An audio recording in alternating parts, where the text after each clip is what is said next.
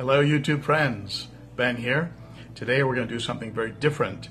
Today I'm responding to the Mixed African Cichlids, M.A.C, TuberChallenge 2.0.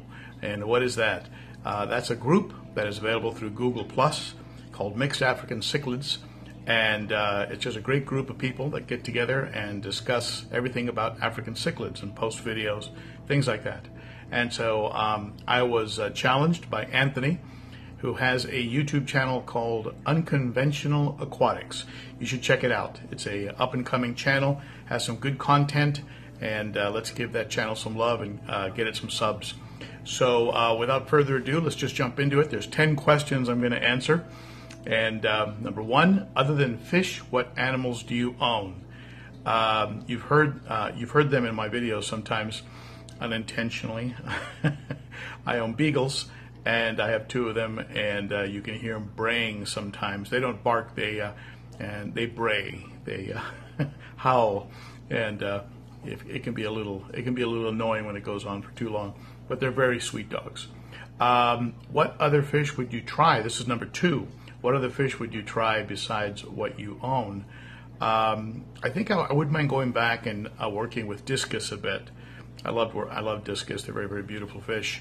And or maybe get very adventuresome and get into jellyfish or maybe seahorses. I find those both very fascinating. I'm sure they require a lot of care and a lot of commitment, but I wouldn't mind doing that someday. Number 3, what day or days of the week do you do water changes? My water changes occur on Thursday evening. So I come home and I spend an hour, and do some water changes and get ahead of the game a little bit. That way I have more weekend time free, unless I have other maintenance projects I'm doing on the weekend. Number 4, why do you make YouTube videos? I make them exclusively for the income, for the money. Anyone who knows about the income potential in YouTube knows that you have to have a few million views before you start to see any real income. No, I do it for the love of the hobby. I do it because I want to pass on information. I myself received a lot of help from YouTubers when I got into African cichlids. I thought it was a very nice community to be part of, and so I decided to start making videos. It's also allowed me to chronicle, create a chronicalized or history of my movement through the hobby, both the ups and the downs, and so I enjoy having that in a video record that I can go back and look at sometimes. Number 5, do you have MTS, multiple tank syndrome? If I had more space, more time, I probably would, but I don't, and so the answer to that is no.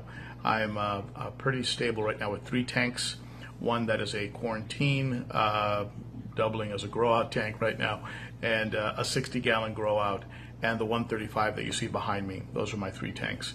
I would have maybe 1 or 2 more, maybe a 10-gallon strictly quarantine. It would sure save some money if you ever need to medicate. Medications are not cheap. At one time, how many tanks could you see yourself owning? This is number 6. Question number 6, at one time. I think 3 right now for me is about right, because I have a very busy schedule with work and family and other things I do. So 3 is a good number for right now. Maybe when I retire and I have a garage that is strictly fish, then ask me then. Okay, how does your spouse feel about your hobby? They are very supportive. I have 4 kids who encourage me, and a wife that is very understanding and very supportive. So I have no conflicts there. Certainly, I could push it. I could come home one day with a 500-gallon and convert one of the bedrooms into a fish room, and of course I could make trouble that way. But I happy wife, happy life. Okay, let me see here. Number 8. Let's see. What's your favorite not so well-known YouTuber? Tell us your favorite not so well-known YouTuber. That's number 8. Well, you know, Denny's Aquatics. Denny's Aquatics. That's Dennis Ruedel, and he's getting a little fame because he had a visit from Eaven Alexander recently as part of the aquatic experience. He has some monster cichlids. Denny's Aquatics. Also KG Kevin Green, and that's Kevin Green Tropicals. And I'm sorry, KG Cichlids is Kevin Green, KG Cichlids, and he puts out some good content. He concentrates a lot on frontosa, but he also has some angelfish and some good things. Those are both a couple of the good guys, and give their channels a look. What hobbies do you have besides fish keeping? That's number 9. Well, what you see right here, making YouTube videos, that's got to be my hobby. That consumes probably more time than anything else. I'd like to say bike riding, but I haven't ridden my bike in a little while, so I'm not gonna say that's a hobby currently, though it was at one point. I also am a shooting enthusiast. I go to the range and I target shoot rifles and handguns, and if the zombies ever do get here, you're safe at my place. Okay, so what's your biggest concern about the fish keeping hobby? Number 10. My biggest concern about the fish keeping hobby, probably the disappearance of the mom and pop fish store. Those things are getting consumed or overwhelmed by the big box stores, the chains, and of course the internet. Those are pretty much taking over. I ordered some fish a couple days ago, actually, from Live Fish Direct. Fish I just can't get locally, either from local breeders or local privately owned fish stores. So the internet is taking a bite out of the privately owned fish keeping store, and that kind of store may someday be entirely gone. I also have a concern about the over-harvesting of African cichlids out of Lake Malawi, and the polluting of Lake Malawi.